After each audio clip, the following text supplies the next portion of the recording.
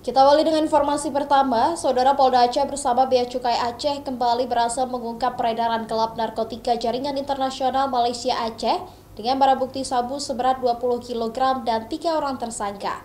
Selain itu, jajaran Polres Aceh Besar juga berhasil mengungkap pengiriman ganja kering seberat 150 kg. Dalam keterangan pers di Mapolda Aceh, Kapolda Aceh Irjen Pol Ahmad Kartiko menyebut sabu sebesar 20 kg yang disita dari 3 tersangka jaringan Malaysia Aceh ini bermula dari informasi adanya transaksi sabu di perairan Laut Aceh Timur pada 30 Oktober lalu. Dibantu kapal Bea Cukai, keesokan harinya tim melakukan pengejaran kepada bot yang dicurigai membawa barang haram itu dengan 3 orang tersangka di dalamnya. Dari hasil temuan dan penggeledahan ditemukan sabu seberat 20 kg dengan rincian 7 kg ditemukan dalam dry bag dan 13 bungkus sabu lainnya ditemukan di dalam jerigen. Barang bukti yang disita diantaranya 1 unit bot Oskadon, 2 buah HP, 1 unit HP satelit, dan 1 unit GPS.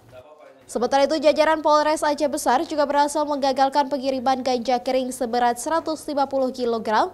Hasil razia rutin operasi Mantap Brata di depan Polsek Lepung 30 Oktober lalu. Petugas mencurigai pemilik mobil Nissan X-Trail yang menerobos razia polisi. Polisi kemudian melakukan pengejaran hingga ke Kecamatan Long. Pengemudi berbelok ke perumahan penduduk dan berhasil melarikan diri.